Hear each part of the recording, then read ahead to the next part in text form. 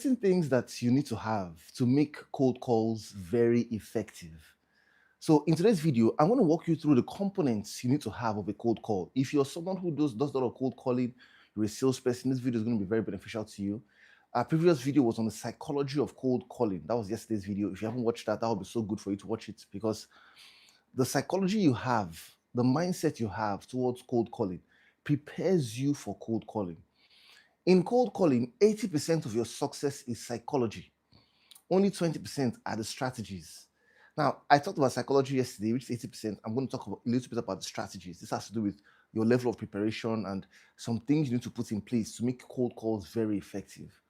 Now, the first thing is you, the person, the salesperson who is making the cold calls, you need to be ready.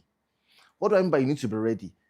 Cold calling is a very high exposure to rejection. One of the reasons why we say things like if you sell to people face to face in person, or if you do cold calls a lot, you'll be better at selling to people face to face. One of the reasons why we say that is because when you are engaging people face to face, there is pretty much like a maximum amount of rejection you can experience in a short time. You most likely may not be able to experience up to 50 rejections in a day, because you may not be selling face-to-face to up to 50 people in a day. Even if you say you're selling up to 50 people, you will not be selling to face-to-face up to 100 people in a day. And I know for some of you listening to me right now, you probably don't even sell to up to 5 people in a day, maybe max 10. But when you cold call, you can make as much as 200 cold calls a day. Worst case scenario, 100 cold calls a day.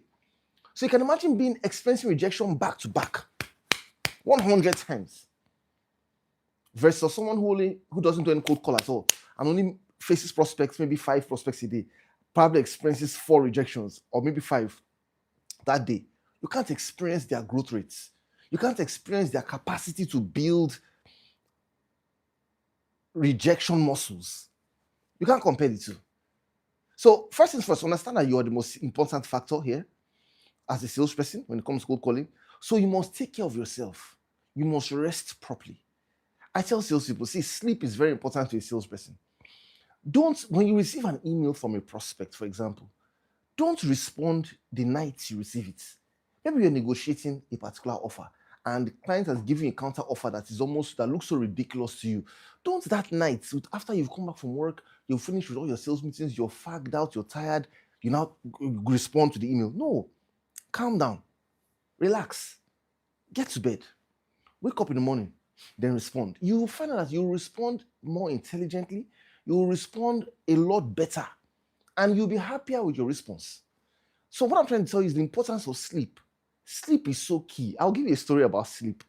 Many years ago, when I was working in an organization as a salesperson, now in this organization, I was top selling salesperson. I was able to exceed my sales targets.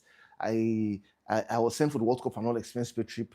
I was given a target to sell to 20 HNIs. I was able to exceed my targets in a single month, getting over 20 HNIs. So it was really, really good. Before all these success stories, I remember where I was staying. I used to take about 3 buses to move from my office to my house.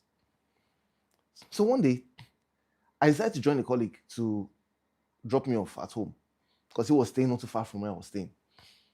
So by the time I followed him, I got home. I saw the way I felt after sitting in this car instead of jumping buses from one bus stop to the other.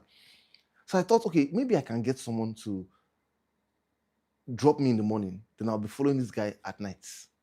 This was my plan. So when this guy takes me in the morning, I will sleep in the car till I get to the office. When this my colleague is taking me at night, at least half of the way, I'll be sleeping. I did that for about a month or 2. One day, my boss sat me down and he said, Iyore, I've looked at your performance in the last 2 months. I can see that there's been some drastic improvements in your performance. I want you to keep it up, because if you continue this way, you're going to be number 1 in what you do. Do you know that when I analyzed the whole scenario, the only thing that changed, that gave me a leverage within that 1 to 2 month period, was the fact that I started following someone to the office. Someone that started driving me to the office. And these were the days of Uber was not so there was no Uber like that period. So someone was driving me to the office and I was following someone back home, giving me time to sleep a little more to the office especially. Wow.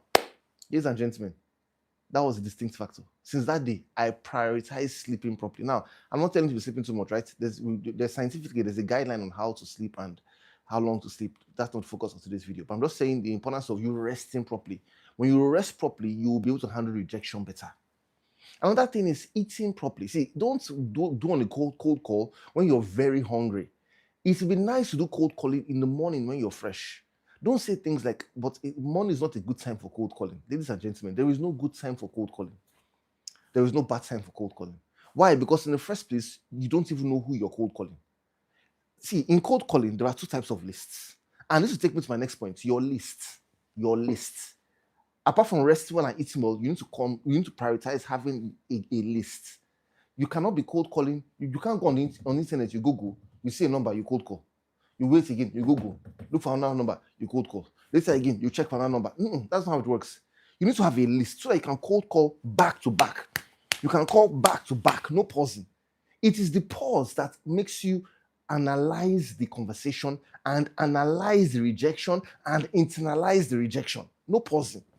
You move from one call to the other, back to back, from one rejection to another. I don't know who said that. He said, success is the ability to move from failure to failure and still have the enthusiasm. So go back to back for the cold calls. So have a list. And there are two types of lists you can have. You can have a list of strangers, people who you don't know at all. You don't even have any idea where they are from. It's just a list. Just maybe numbers. Maybe names are not even there. When you're cold calling that type of list, there is no right or wrong time. Because there will be some who you would call them and they'll tell you this is not a good time. There will be some who would say this is the perfect time. I'll give you an example. I was doing some work for a particular client on a Saturday. And during this session, I said, let's make cold calls now. And the staff were like, but today's a Saturday. Are people going to pick calls on a Saturday? I thought Saturday would be for people to rest, or I thought maybe it would be doing work hours would be better. We were amazed. When they made cold calls, like yesterday, I explained to you that when we have our sessions with our clients, we get our all sales people to book at least 4 meetings. They call real prospects, we build a script to them, we guide them, and they book 4 meetings each. Phenomenal. We did this on a Saturday with the IT company. Everybody books at least 4 meetings, except one guy that didn't book any meeting at all, of course. And after that scenario, the MD laid that guy off immediately because he felt he had already been having suspicions about how the guy was performing at work and that the guy couldn't do the job, So sometimes some people just get themselves like a fish out of water and be funny.